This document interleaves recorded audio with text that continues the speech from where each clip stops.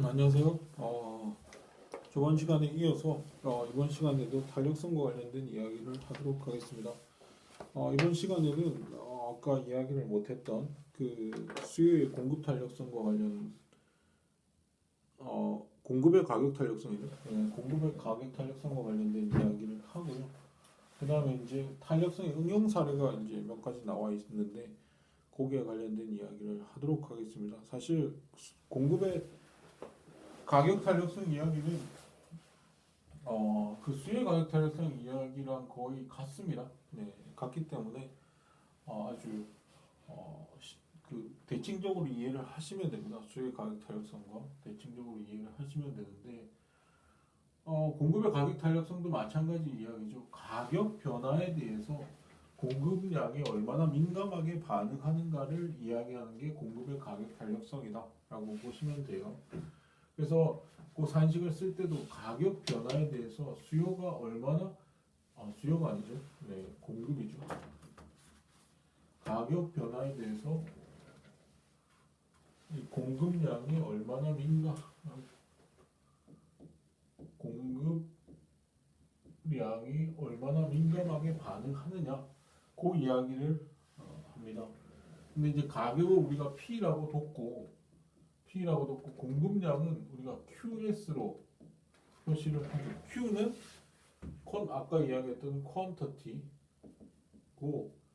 of 이제 supply니까 공급이라고 하는 용어가 supply니까 이거를 이제 그냥 QS 상첨자 S를 붙여가지고 QS로 표시를 한다라고 보시면 됩니다. 그래서 우리가 이거를 이제 아까 가격 변화율분의 수요량 E를 가격 변화율분의 공급량 변화율이니까 이거 가격 변화율을 퍼센트 개념으로 하면 P분의 델타 P 곱하기 100이고 공급량 QS라고 이야기했으니 QS분의 델타 QS 곱하기 100 이렇게 없어지고 이거 정리해주면 델타 P분의 델타 QS 곱하기 QS분의 P 이렇게 우리가 나타내주면 되겠죠. 그걸 이제 제가 여기에 써놓은 것이다 라고 보시면 되고 델타 P분의 델타 QS는 아까 수요의 가격 탄력성과 달리 이거는 무조건 플러스 값이죠. 왜냐하면 가격 변화랑 공급량 변화의 방향은 같기 때문에 플러스 값이 될 수밖에 없죠. 그래서 굳이 우리가 절대값을 취할 이유는 없다. 이게 취하지 않더라도 플러스 값이 나오게 된다라고 하는 것입니다. 자, 그리고 이제 이렇게 구해놓고 우리가 호탄력성 값을 구해보죠. 네, 공급 곡선의 호탄력성 값. 요거는 아까 우리가 이야기했듯이 중간점을 이용해서 호탄력성 값을 구해야 된다라고 이야기를 했었죠. 그래서 일반적인 형태의 공급 곡선을 이렇게 그래프로 나타내 보면 보통 뭐 이런 식으로 공급 곡선이 일반적인 형태로 그려집니다. 네, 그려지게 되고 예컨대 뭐 요점에서 요점 사이 이게 호탄력성이라고 하는 건 구간값이라고 그렇게 이야기를 했었잖아요. 그 구간에 있어서의 호탄력성 값을 구해보면 요게 뭐 A점이다, 요게 B점이다라고 하면 A점은 요게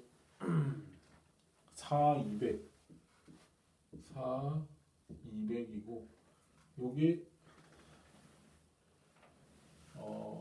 6이고 요게 500이다 라고 한번 해보죠. 그래서 요 구간에서의 요 호죠. 요 구간에서의 호탄력성 값을 한번 구해봐라 라고 하면은 우리가 중간점을 이용해서 구하면 된다라고 이야기를 했잖아요. 네, 중간점을 이용해서 구해봅시다. 중간점이 어디죠? 여기는 5고 여기는 200, 300인가요? 350이죠. 네, 이거는 350이다. 그래서 이 중간점을 이용해서 우리가 중간점을 이용해서 구해보면 결국 P가 이제 델타 P는 500, 200이니까 300이죠. 그 다음에 델타 QS는 46이니까 2죠. 네, 입니다. 그래서 P분의 델타 P가 될 P는 그 기준이 350이니까 350 쓰고 델타 P는 300이다. 그래서 곱하기 100 하면 되고요. QS는 이게 기준이 5니까 5분의 델타 QS는 2 곱하기 100 이렇게 하면 되겠죠. 이렇게 하면 되고 여기 없어지고 결국에 이거를 구해보면 결국에 9분의 7로 나오니 9분의 7 이게 중간점을 이용한 공급의 가격 탄력성 값이다 라고 여러분들이 이런 식으로 구해주면 된다 라고 보시면 되죠. 아까 우리가 수의 가격 탄력성에 대해서 호탄력성을 구할 때 했던 방식이랑 똑같은 방식이다 라고 보시면 되죠. 이렇게 구할 수 있고요. 그 다음에 점 탄력성 값도 구하는데 우리가 아까도 이야기했듯이 점 탄력성 값은 우리가 수의 가격 탄력성 했을 때랑 마찬가지로 요거는 점 탄력성 값도 우리가 직선일 때 공급 곡선이 직선일 때로 한정을 해서 한번 구해보도록 하겠습니다. 네, 그래서 구할 수 있는데 직선일 경우에 그 공급 곡선의 점 탄력성 값을 구하는 건 크게 보면 세 가지 경우가 있어요. 네, 세 가지 경우가 있다. 크게 보면 세 가지 경우가 있다. 그래서 세 가지를 이렇게 그릴 거예요. 네. 여기 제로고 QS고 P고 여기 QS고 P 제로 제로 QSP 이렇게 되겠죠. 그리고 각각의 경우에 있어서 경우의 수가 좀 다른데요. 다른데 이렇게 종축을 지나는 형태의 공급 곡선이 있고 이렇게 횡축을 지나는 형태의 이런 공급 곡선이 있고 그 다음에 원점을 지나는 형태의 공급 곡선이 있다라고 보시면 되죠. 보면 되고 우리가 이 공급 곡선 공급 가격 탄력성 구할 때 요 산식을 이용할 거거든요. 요 산식. 그래서 E는 델타 P분의 델타 QS 곱하기 QS분의 P 이렇게 되는 것이죠. QS분의 P 이렇게 되는 겁니다.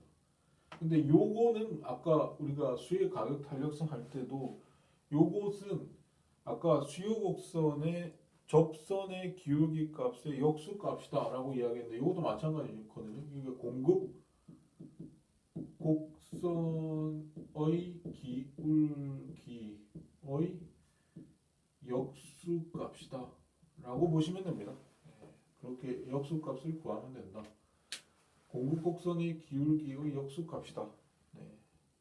왜냐하면 그 접선 예컨대 A점에서의 접선은 곧 이게 접선이잖아요. 접선 곧 공급 곡선 그 자체죠. 자체니까 요거의 기울기는 곧 접선의 기울기는 곧 공급 곡선 그 자체의 기울기다라고 보시면 됩니다. 근데 델타 P분의 델타 QS는 그 기울기의 역수값이에요. 그래서 이걸 구하려면 일단 하나의 가상적인 점을 여기 이 직선인 형태의 공급 곡선의 연장선을 그어서 그 지점에서의 요 점을 요게 A점이고 그리고 요게 수선의 발을 내린 걸 P점이라고 그러고 요 점을 C점이라고 한번 해보죠. 그 다음에 요게 O점이고 요게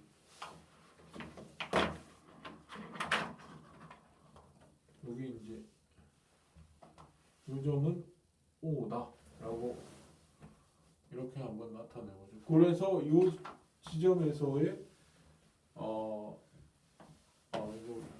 괜히 지었는데 E는 델타 P분의 델타 QS 곱하기 QS분의 P죠. 네. 그래서 여기는 E는 델타 P분의 델타 QS니까 델타 P분의 델타 QS는 이 이 공급곡선의 기울기의 역수값이죠. 그러니까 기울기는 BC분의 AB잖아요. BC분의 AB인데 그거 역수값이니까 AB분의 BC죠. AB분의 BC. 그래서 델타 P분의 델타 QS는 AB분의 BC다. 곱하기 하기로 그 다음에 QS는 요 길이죠. A점의 QS는 OB죠. 네, OB. 그 다음에 분의 P값, A점에서의 P값은 이거죠. 이건데 요거와 요거 길이가 같으니까 이건 AB다. 네, 보시면 됩니다. 그래서 AB 없어지고 결국 OB분의 BC 이렇게 구해주면 됩니다. 네. 즉 만약에 직선인 형태의 공급곡선이 이렇게 종축을 지난다. 종축을 지나는 형태의 공급곡선이다 그러면 OB분의 BC 값으로 구해집니다. OB 이게 분모고 이게 분자죠. 근데 분모보다 분자가 크잖아요. OB분의 BC 그러니까 이거는 1보다 커요. 네, 1보다 커요. 그러니까 요점 이 직선인 형태의 공급곡선 위에 무수히 많은 점들이 있잖아요. 네, 무수히 많은 점들이 있는데 그 점들마다 다 공급의 가격 탄력성 값이 다릅니다. 네, 달라요. 다른데 그 점들에 있어서의 공급의 가격 탄력성 값에 있어서 공통점은 뭐냐면 다 1보다 커요. 네, 다 1보다 커요. 다 값은 다르지만 다 1보다 큽니다. 네. 그리고 그 값은 이렇게 OB분의 BC 값으로 쉽게 우리가 구할 수 있다. 직선인 경우에는 공급곡선이.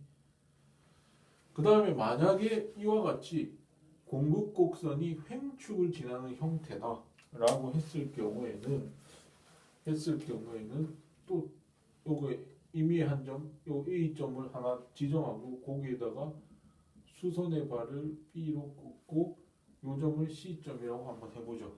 그래서 여기 있어서의 탄력성 값을 구하면 이 델타 P분의 델타 QS는 이 공급곡선 기울기의 역수 값이니까 AB분의 BC 값이 되겠죠. 그래서 AB분의 BC 값이 될 거고 곱하기 하기로 QS 값은 OB 길이죠. OB의 길이. 그래서 OB가 될 거고 그 다음에 P 값은 요 길일 테니까 요 길이랑 같으니까 AB 이렇게 되겠죠.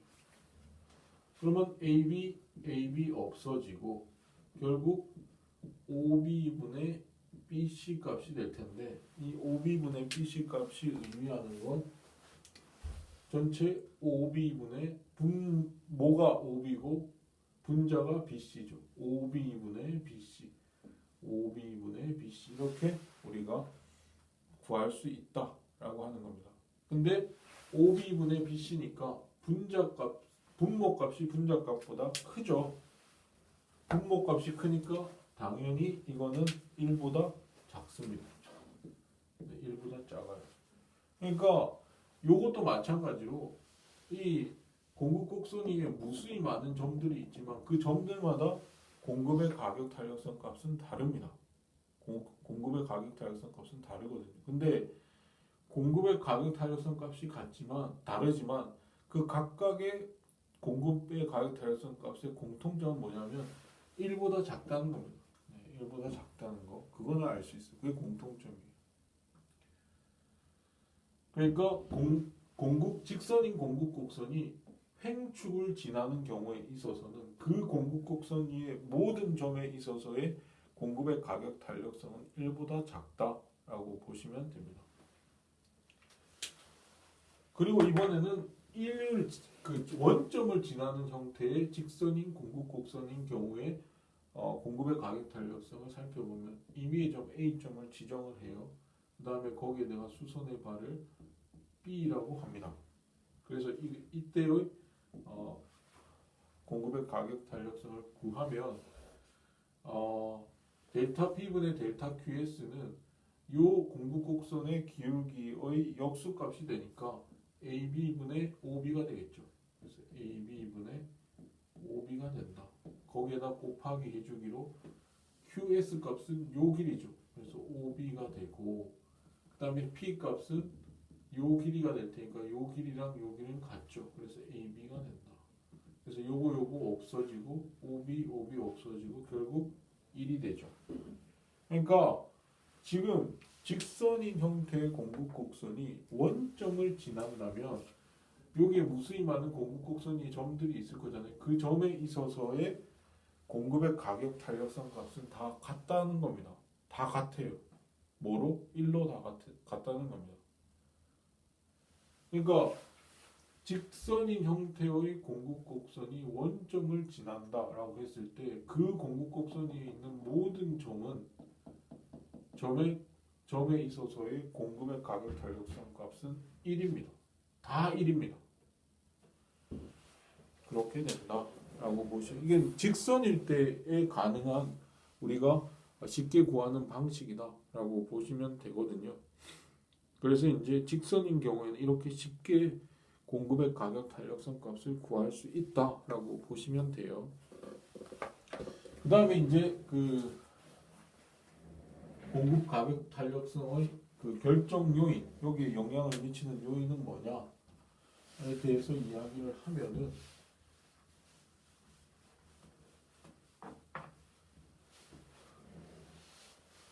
이거는 뭐 결정 요인은 생산 조건에 따라서 두 가지가 있는데 생산 조건에 따라서 다르겠죠.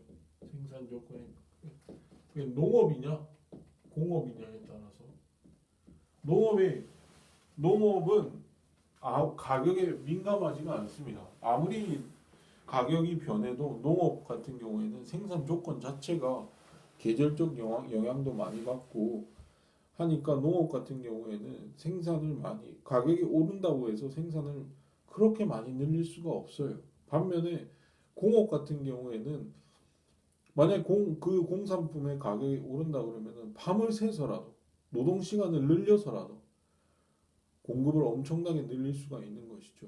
그러니까 공업보다는 농업이 공급의 가격 탄력성이 크다라고 볼 수 있는 거죠. 그 다음에 장기냐 단기냐에 따라서도 공급의 가격 탄력성 값이 달라지죠. 장기일 경우에는 아까도 수요의 가격 탄력성 이야기할 때랑 마찬가지로 장기일 때는 공급량을 줄이고 늘릴 수 있는 기회가 많아져요. 시간이 많이 주어지면 기회가 많잖아요. 그러니까 단기일 때보다는 장기일 때가 아무래도 공급의 가격 탄력성이 크다. 그런데 석유 가격이 오릅니다. 그러면 석유 가격이 올랐을 때 그러면 공급자들은 석유 공급량을 늘리려고 할 거 아니에요. 근데 늘리는 데 있어서 시간이 필요합니다. 당장 재고가 쌓여 있었다 그러면 바로 공급을 할 수 있지만 그렇지 않거든요. 그 가격이 오르게 되면 거기에 맞춰서 공급량을 늘리려면 그 시추하는 기계들을 또 도입을 하는 시간이 필요하잖아요. 그 도입을 하기 위해서는 시간이 필요하게 되고 가격이 올랐을 때 그 오른 거에 맞춰서 공급을 늘리려면 일정한 시간이 필요합니다. 시추 기계를 갖추는데 시간이 필요하기 때문에 만약에 장기라고 하는 기간이 충분히 주어진다 그러면은 사실은 장기일 때 훨씬 더 변화할 수 있는 기회가 많기 때문에 장기일 때 공급의 가격 탄력성이 크다라고 보시면 됩니다. 네. 자, 이렇게 해서 이제 공급의 가격 탄력성과 관련된 이야기도 했습니다. 그래서 우리가 전체적으로 수요의 탄력성, 공급의 탄력성 각각의 경우에 있어서 그리고 이제 그거에 세분화돼서 수요의 가격 탄력성, 수요의 소득 탄력성, 수요의 교차 탄력성 그리고 공급의 가격 탄력성까지 논의를 진행시켜 봤다라고 생각하시면 돼요. 근데 이 탄력성이라고 하는 것이 제가 서두에도 이야기를 했지만 이게 공급의 기울기, 수요 공급 곡선의 기울기에 영향을 많이 이 기울기를 의미하거든요. 탄력성은. 네, 탄력성. 예컨대 이렇게 생각해 볼 수 있어요. 이런 형태. 만약에 수요 곡선이든 공급 곡선이든 공급 곡선이든 그 곡선의 형태가 이런 형태다. 이게 수요 곡선이든 공급 곡선이든 상관없어요. 이게 수요 곡선이든 공급 곡선이든 상관없습니다. 만약 수직선의 형태다. 그러면 이거의 탄력성은 어떻게 될까요? 탄력성 제로입니다. 네, 제로예요. 즉 기울기가 가파를수록 기울기가 최대로 가팔라진 것이 그 수직선이잖아요. 가파르면 가파를수록 탄력성 값은 작아집니다. 최대로 가팔라지면 제로가 되죠. 반대로 Q고 제로고 P라고 했을 때 수요 곡선이든 공급 곡선이든 상관없어요. 이게 수요 곡선이든 공급 곡선이든 상관없는데 수평선 형태다. 가파르기가 제로죠. 가파르기가 제로. 기울기가 가파르기 기울기 값이 제로면 이거는 수의 가격 탄력성 값은 무한대가 됩니다. 제일 커져요. 그러니까 가팔라지면 가팔라질수록 수의 가격 탄력성은 작아진다라고 보시면 돼요. 그래서 일반적인 형태로 예컨대 이런 형태다 비교를 할 수 있죠. 수요 곡선이든 공급 곡선이든 수요 곡선이 있다 했을 때 이런 형태다. 이 점에서 그러니까 수요 곡선이 D1이고 D2일 때 이 점에서 이 점 탄력성 값을 구하면 D2일 때 수요의 가격 탄력성 값이 클까요? D1일 때 이 점에 A점에 있어서의 수요의 점 탄력성 값이 클까요? 뭐가 크죠? D1일 때가 크게 됩니다. 수요의 가격 탄력성 A점에서의 수요 이게 더 완만하잖아요. A점에 있어서 D1일 때가 D2일 때보다 요 접선의 기울기가 완만하잖아요. 완만할수록 수의 가격 탄력성 커집니다. 이건 가파르잖아요. D2일 때는 A점에서. 그렇기 때문에 요 관계를 알아야죠. 수요 공급 곡선의 기울기가 커지면 커질수록 탄력성 값은 작아진다. 그래서 이렇게 수요 곡선이든 공급 곡선도 마찬가지예요. 기울기 값이 완만해질수록 그 탄력성 값이 커지고 기울기 값이 가팔라질수록 공급 곡선도 마찬가지예요. 기울기 값이 완만해질수록 탄력성 값이 커진다. 가팔라질수록 기울기 값이 작아진다라고 보시면 되는 겁니다. 요거를 잘 이제 숙지를 해야 응용 사례에 적용을 시킬 수가 있거든요.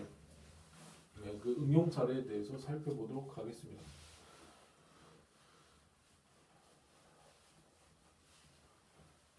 네, 여기 그 탄력성의 응용 사례 첫 번째가 풍년은 농민에게 나쁜 소식이다라고 하는 겁니다.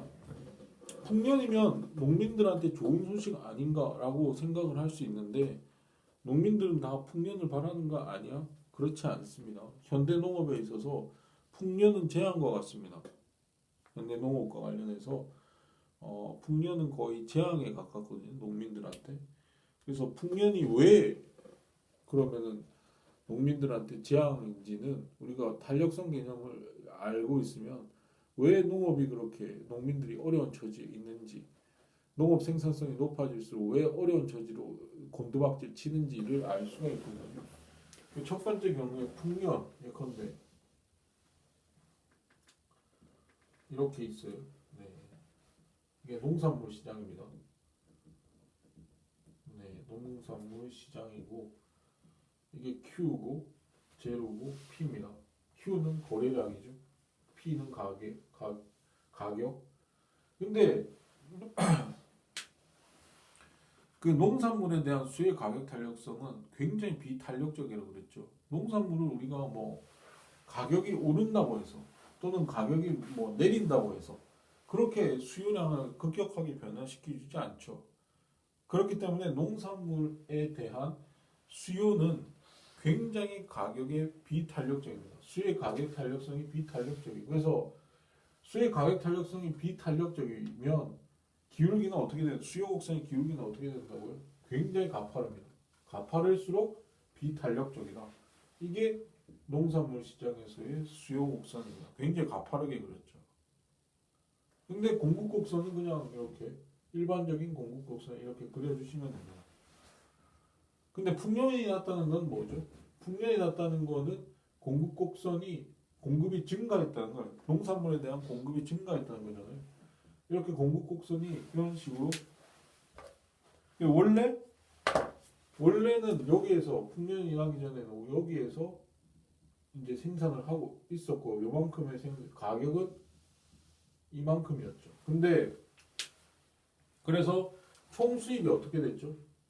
원래 풍년이 나기 이전에는 총 수입이 이만큼 요 까만색으로 빗금 친 만큼이 바로 이들의 총 수입이었는데 풍년이 나가지고 공급 곡선이 오른쪽으로 이렇게 이동을 하죠. 농산물에 대한 공급이 늘어났단 말이에요. 이렇게 늘어났어요. 늘어나니까 생산량, 그러니까 공급량은 이만큼 늘어났죠. 공급량은 이만큼 늘어났는데 가격은 어떻게 돼요? 가격은 폭락했습니다. 가격은 공급량이 늘어난 만큼 늘어난 거는 요만큼밖에 없는데 하락한 가격은 이만큼이에요. 그래서 결국에는 총 수입이 요만큼으로 빨간색 B급만큼으로 줄어듭니다. 총 수입이 감소를 했어요. 그러니까 풍년은 농산물 시장에서의 풍년은 곧 농민들의 총 수입을 감소시켰습니다. 감소시키는 결과를 가져왔죠. 이게 농산물 시장에 있어서의 현실입니다. 풍년은 곧 왜 이런 현상이 발생을 했죠? 가격이 폭락했기 때문이다. 왜 폭락했죠? 수요의 가격 탄력성이 비탄력적이기 때문에 나타나는 현상이다 라고 보시면 됩니다. 이 농산물 시장뿐만 아니라 비슷한 게 뭐 변호사나 의사 이런 시장에서 변호사 서비스 또는 의료 서비스와 관련해서 왜 의사들이나 변호사들은 변호사의 정원, 그러니까 뭐 변호사 시험에서의 변호사 증원이나 의사의 정원, 그러니까 의과대학을 가는 사람들의 증원을 늘리는 것에 그렇게 반대를 할까? 왜 반대하는 것 같습니까? 반대하는 이유가 이 그래프에서 그대로 나타나요. 왜냐하면 의료 서비스에 대한 수요의 가격 탄력성은 굉장히 비탄력적입니다. 굉장히 비탄력적이거든요. 네. 그렇기 때문에 그 의료 시장이나 변호사 시장에서도 이렇게 그 수요의 가격 탄력성이 굉장히 비탄력적. 어쩔 수 없잖아요. 병에 걸리면 내가 가격이 높든 낮든 상관없습니다. 치료를 받아야 되거든요. 그래서 가격에 민감하지 않습니다. 수요자들이 의료 서비스 또는 뭐 소송을 당했다라고 했을 때 소송 서비스에 대해서 그렇게 가격에 탄력적이지 않아요. 굉장히 비탄력적이거든요. 근데 만약에 의료 서비스나 변호사 서비스에 대한 공급량이 많이 늘었다. 의사 정원이나 변호사 숫자가 많이 늘어버렸다. 그럼 어떻게 돼요? 폭락하죠. 의사들이 받을 수 있는 가격, 의료 서비스에 대한 가격 또는 변호사 서비스에 대한 가격은 폭락하거든요. 그렇기 때문에 길을 쓰고 의사들이나 변호사들은 의사의 정원이나 변호사의 정원을 늘리려고 정부 방침이 나오면 그렇게 cường력하게 반대를 하는 이유가 여기 있다라고 보시면 되는 거죠. 물론 그들은 그렇게 이야기 안 하죠. 네. 뭐 의사 정원을 늘리면 돌팔이 숫자가 많아진다. 변호사에 대한 품질이 떨어진다. 능력 없는 변호사들이 많아져서 뭐 그런 식의 이제 명분을 내세우지만 사실은 우리가 그 경제학자들이 보기에는 그렇지 않다라고 보통 보죠. 네.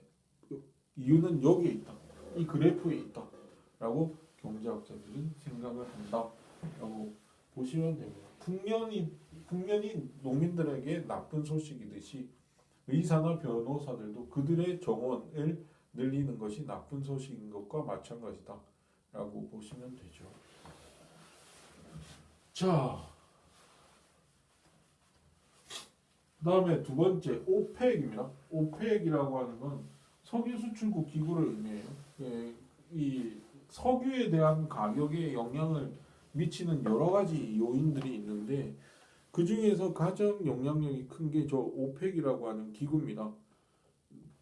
오펙이라고 하는 건 우리나라 말로는 이제 석유 수출국 기구라고 불리는 곳인데 이거는 석유 생산 국가들이 카르텔이라고 하는 건 여러 기업들이 있으면 또는 여러 생산자들이 있으면 그 생산자들이 마치 한 몸처럼 하나의 기업처럼 움직이도록 하는 일종의 하나의 기업 연합, 생산자 연합을 우리가 보통 카르텔이라고 그러거든요.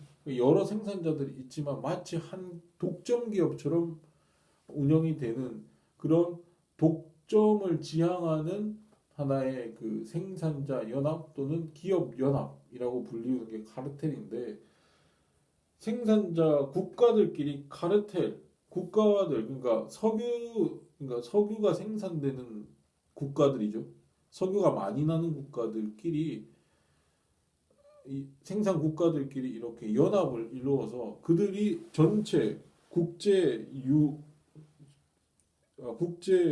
석유 시장에서 마치 하나의 기업 또는 하나의 생산자처럼 행동하기 위해서 만들어 놓은 기구입니다. 이게 하나의 조직이죠. 그게 이제 석유 수출국 기구라고 하는데 처음에는 뭐 1960년 정도에 이게 결성이 됐는데 처음에는 한 5개 정도 나라가 뭐 사우디, 뭐 베네수엘라, 뭐 이란, 이라크 뭐 이런 나라들이 한 5개 정도 나라들이 여기에 가입이 돼 있었는데 이제는 한 14개 뭐 아프리카, 뭐 중동, 남미 이런 데 있는 나라들이 지금 14개 정도 나라들이 생산자 연합을 해서 국제 석유 시장에서 상당히 석유 가격에 영향을 상당히 미치는 그런 조직으로 되어 있어요. 되어 있습니다. 그래서 이들이 제일 처음에 영향력을 행사한 때가 1973년에 오일 쇼크라고 하는 게 있었거든요.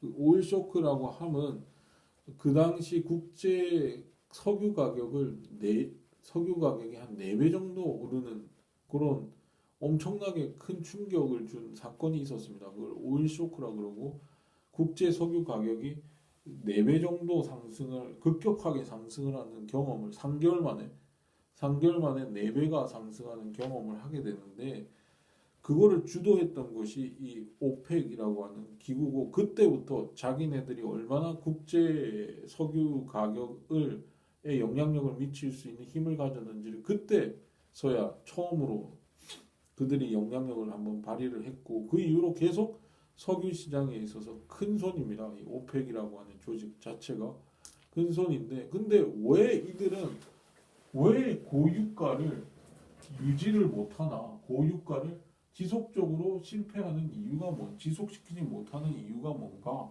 그것도 우리가 탄력성 개념을 통해서 이야기할 수 있다. 언뜻 생각해보면 엄청나게 영향력이 있는 단체고 그들이 마음만 먹으면 계속 유가를 높게 유지할 수 있을 것 같은데 왜 지속적으로 그렇게 못하고 간헐적으로 단기적으로만 영향을 미쳤다가 나중에 되면 또 유가가 떨어지고 하는 그런 이들이 사실은 오펙이 할 수 있는 전략이라는 게 감산이거든요. 자기들이 하나같이 회의를 열어가지고 14개 국가들이 모여가지고 회의를 연 결과 이번에 감산을 하자. 즉 석유 생산량을 줄여버리자. 라고 하면 석유 공급량이 줄어드니까 당연히 가격이 오르겠죠. 석유 가격이 오르면. 이런 식으로 감산 조치를 통해서 석유 가격을 올리는 것이 이들의 전략인데 그것이 왜 단기간에만 적용이 되고 장기에는 이게 자꾸 이제 고유가 정책이 실패를 하느냐 요 이야기거든요. 요게. 그래서 요거를 이들이 장기와 단기로 나눠서 이제 시장을 분석을 해야 돼요. 석유 시장을.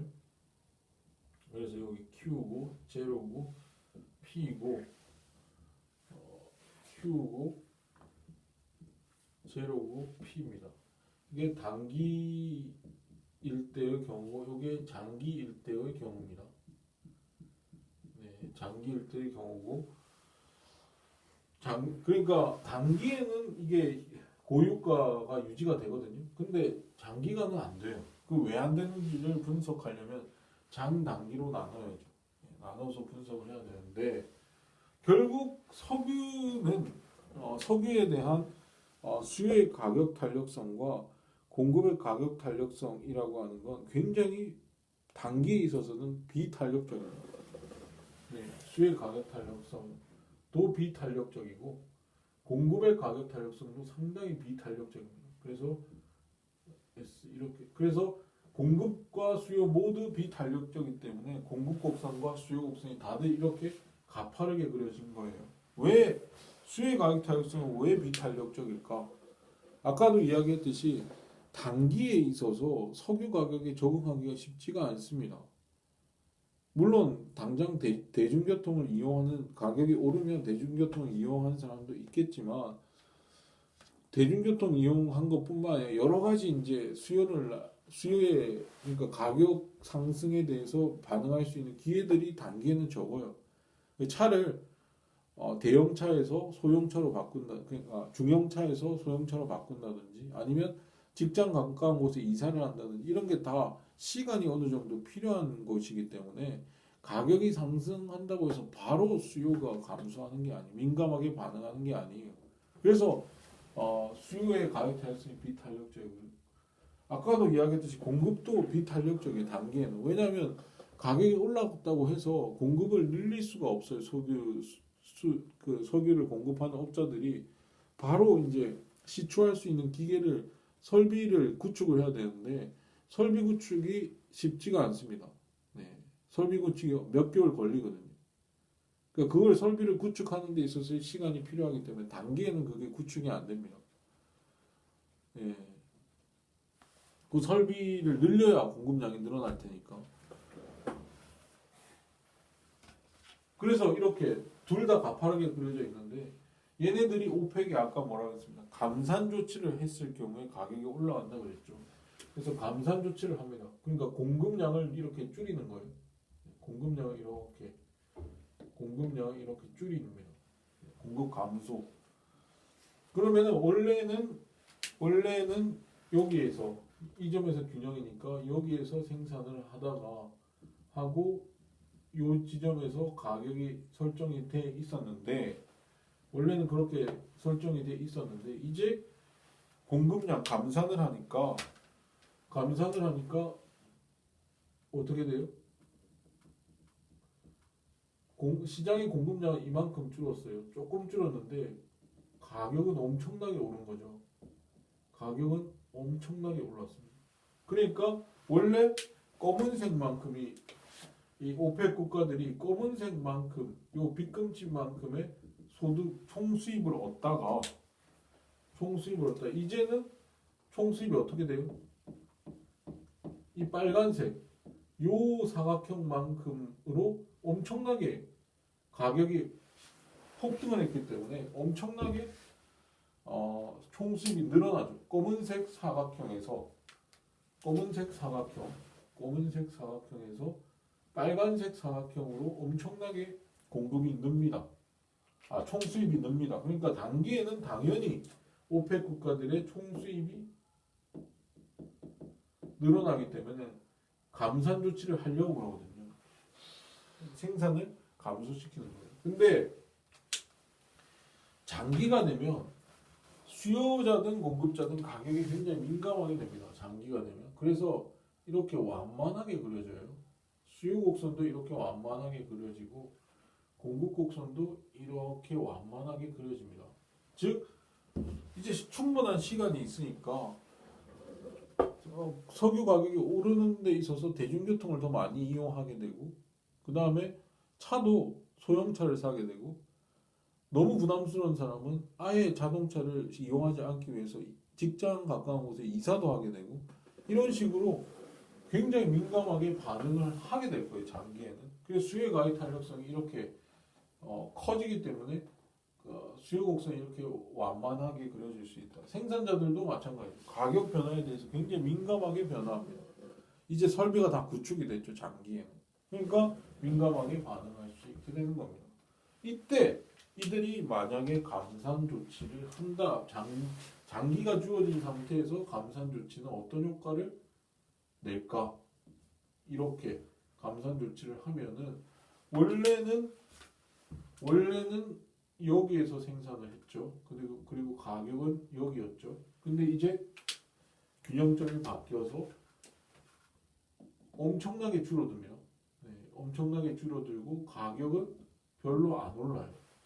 그러니까 이제 총 수입이 이렇게 변해요. 원래는 검은색이었는데, 원래는 검은색이었는데, 검은색 B급이었는데, 이제는 빨간색 B급으로 가니까 그냥 직관적으로 생각을 해도 지금 총 수입이 줄었잖아요.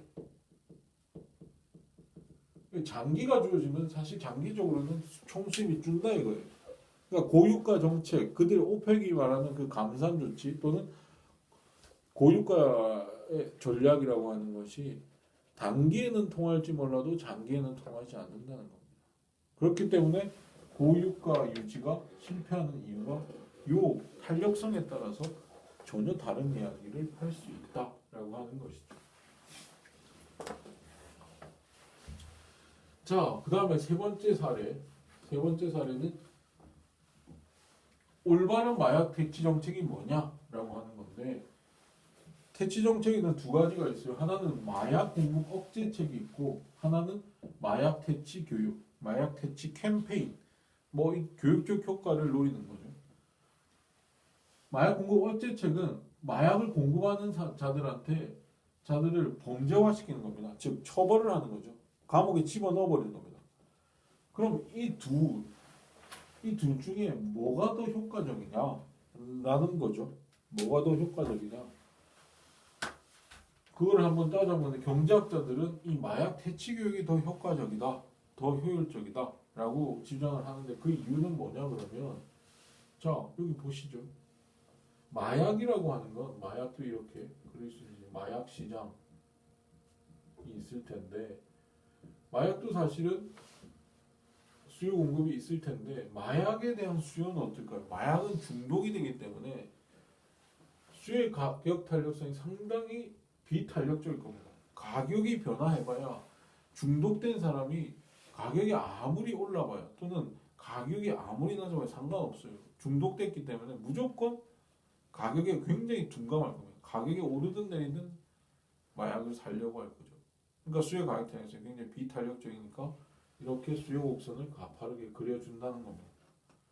그 다음에 마약 공급 곡선은 그냥 일반적인 형태의 곡선으로 이렇게 그려주는 거죠. 일반적인 형태의 공급 곡선. 그러면 마약에 대한 거래량은 여기가 되고 마약 가격은 이렇게 될 겁니다. 그래서 요 B급이 검은색으로 B급 친 만큼 마약 공급업자들의 총 수입이 이 검은색 요 사각형만큼의 크기로 수입이 생기겠죠. 근데 마약 공급 억제책을 하게 되면 그러니까 범죄화시켜서 마약 공급을 줄이려고 한다면 그러니까 단속으로 엄청 철저히 해서 경찰들이 철저히 해가지고 결국엔 마약 사범들을 잡아들여가지고 결국에는 마약 공급을 이렇게 줄였다고 해봅시다. 공급 곡선을 이렇게 왼쪽으로 이동을 시켰다. 그러면 지금 균형점이 변해가지고 마약 공급은 여기서 이루어지게 될 거고 가격은 이렇게 오르겠죠. 그러니까 마약에 대한 거래량은 조금 주는데 가격은 엄청나게 뛰었어요. 그래서 결국에는 요 빨간색 B급침만큼으로 총 수입이 늘어난 겁니다. 요 빨간색 사각형만큼으로 총 수입이 늘어난 거예요.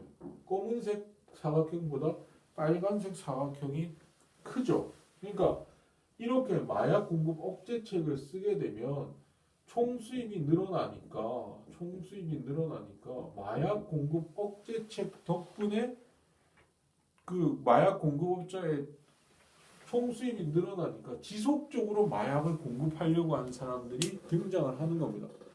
왜냐면 총수입이 늘어나니까 마약 공급 억제책으로 늘어나니까 그러니까 지속적으로 뭘 하려고 그래요.